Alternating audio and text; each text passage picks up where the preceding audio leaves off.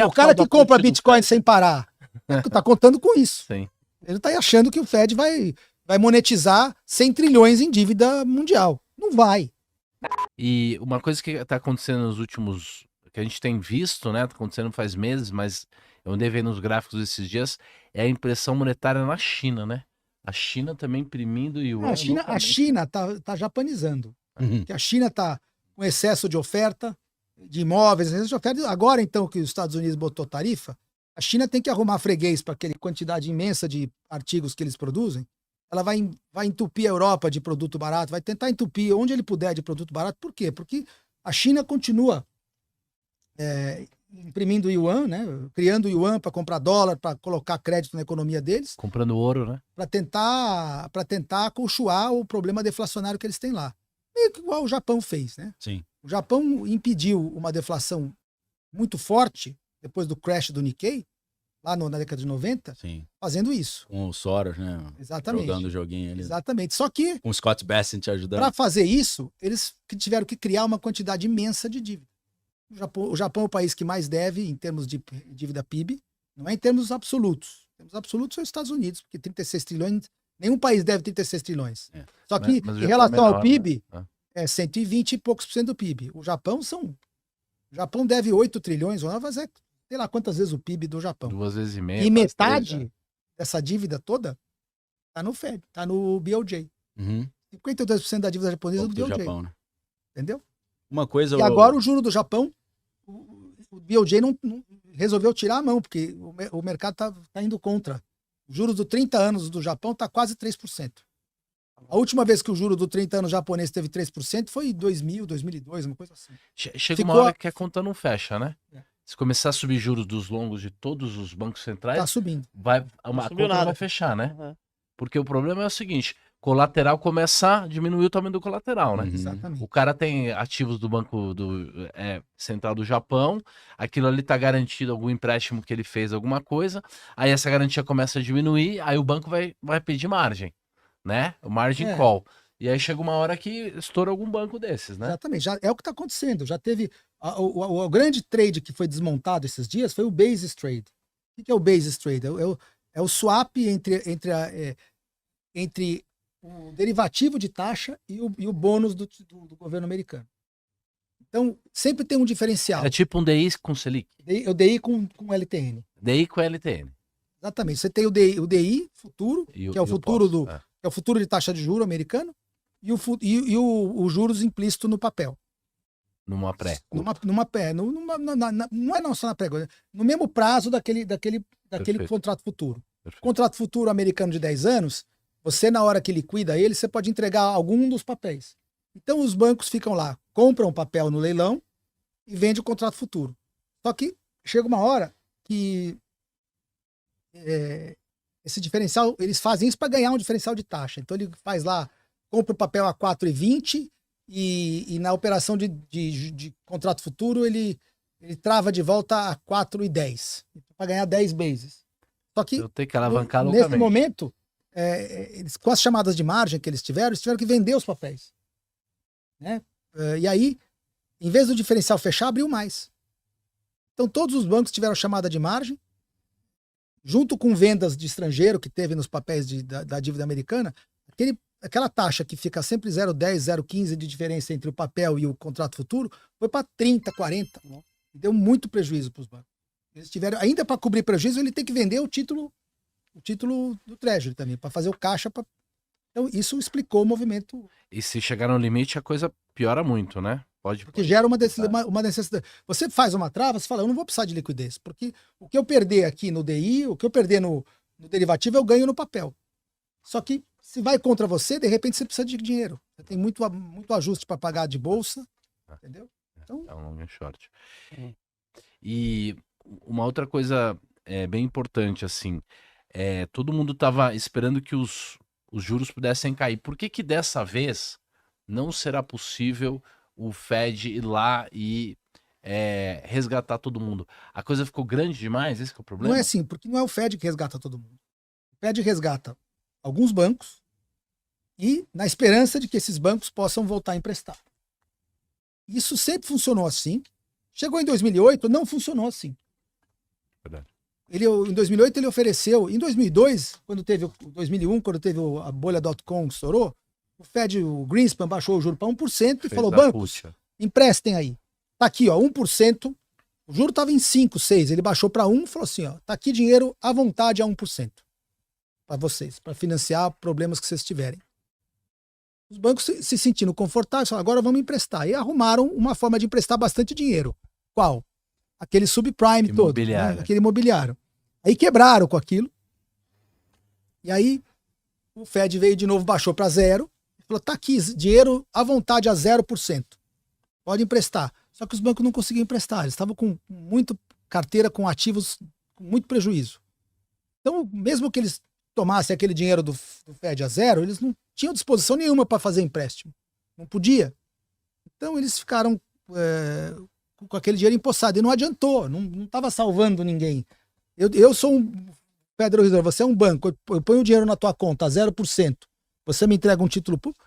Se esse dinheiro não for para alguém, para na mão do banco. Se não for para um tomador, seja ele governo ou setor privado, ou ele tem que financiar o setor privado, ou tem que financiar déficit público. Senão o dinheiro não é impresso. Não é dinheiro que circula. Então não gera inflação, não infla nada. Então aquele Fed falou, eu vou dar uma de Japão. O que ele fez? Os bancos estão emprestando, eu mesmo vou para esses bancos, ligo para eles e falo, ó, o que você tem na tua carteira? Eu vou comprar teus ativos, vou comprar teus créditos, teus empréstimos, teus treasury bonds. O banco sobra com caixa e não tem mais ativos. Então a rentabilidade do banco cai e ele passa a ter que aí emprestar. Se o Fed comprar a carteira dele, ele vai ficar sem retorno, né? Sem nada que renda nos ativos. Então ele vai lá e recompra, começa a emprestar de novo. Então, no limite, o Fed teria que, para salvar o sistema, comprar todos os créditos que estão podres em todos os bancos. Agora, ele vai fazer isso? Não. Vai fazer de outro. Porque o papel dele não é esse. Ele tem que se manter solvente, o Fed, porque o papel dele é salvar os bancos. Ele não pode sair comprando tudo e quebrar. Entendeu? Comprar crédito, vai comprar crédito de cartão de crédito, vai quebrar, porque num cenário igual esse, ninguém paga mesmo. Então ele vai tentar, se ele tiver que intervir da mesma forma com quantitative easing, ele vai buscar os créditos mais seguros para comprar. E os menos seguros ele não quer. E ele já tem, eu olhei o balanço do Fed outro dia, ele já tem, dos 7 trilhões que ele tem, metade é treasuries, outra metade é mortgage-backed securities. Já é um ativo que tem problema hoje. Então ele já está sentado numa pilha de papel mortgage-backed security lá que abre, né? Que abre. Já está ardendo. Prejuízo. Se for marcar mercado e tiver uma crise mesmo, 3 trilhões e meio vira 2.700, ele perde 500 bi assim, numa só. E será que, assim, até já chamando o professor Daniel também para participar, ele que estuda muito, né, essas intenções, né, veladas, né, sobre o sistema e tudo mais, esses bancos, eles poderiam ser maquiavélicos o suficiente para armar isso, ou na verdade isso está acontecendo com a economia e no final eles também são meio que passageiros da agonia e vão fazer o que acontece? Você acha que os bancos armaram isso ou eles vão ver o que acontece? Eu não digo todos os bancos, mas uma partezinha, sim. JP Morgan. Sim, é esse banco aí. Ele antigamente, antes de existir o Fed, ele era o Fed. O JP Morgan era o Fed. Ele era o banco mais sólido do início do século XX, ele que salvou os outros bancos no crash de 1907. Então, assim, Jamie Dimon vendendo também já há muito tempo. Entendeu? Então, assim, esses caras são bem capazes. Como eles têm... Por isso que eles não vão deixar o Fed baixar juro correndo, não vão deixar o Fed comprar qualquer coisa, porque na hora da deflação, na hora do crash, eles vão precisar daquela grana, eles vão precisar do Fed para poder comprar o que eles querem comprar baratinho. Eles vão fazer, sabe o quê? O que eu acho que eles vão fazer como banqueiros? Se eu fosse que nem eles, olha como é que eu pensaria. Pois, os Estados Unidos não vai pagar essa dívida. Esse longo aí não vai pagar. Vamos forçar a mão. Esses juros do 30 anos vai para 10, 12%. Vamos produzir um default implícito. Que essa dívida cai de 90, 80, 90, 95 do valor de face, vai para 30. E nós vamos ter dinheiro, a gente pega o dinheiro do Fed lá, compra isso aí a 30 ou a 25, aí chega no governo americano e fala, ó, temos aqui um pacote aqui, ó, monta uma operação para vender para o governo americano a dívida dele já desagiada, com o próprio crédito deles, né? Porque eles pegaram o crédito do Fed, refaz o crédito e faz toda monta a operação e faz assim. E é assim que eles fazem. A queda no preço desse título longo já é uma espécie de um calote, quer dizer, já é um colapso. É um default porque implícito. O negócio está valendo 80 centavos cada título longo, e aí na hora que o Fed americano, os bancos americanos não põem a mão, deixa o negócio cair, o preço desse título cai para 30 centavos, 20, e isso já é o calote, né? E aí quem está alavancado sai quebrando, as empresas não conseguem enrolar, aí fica tudo baratinho. Exatamente, assim. Então vai ter um punhado de bancos que não vai quebrar, porque o Fed está lá para salvá-los. Só que para o Fed salvá-los, ele não pode se aventurar a comprar, sair comprando tudo que todo mundo pensa que o Fed vai salvar, vai imprimir. Tem muita gente que conta com isso, né? Vai via put. O cara que compra Bitcoin sem parar, tá contando com isso. Sim.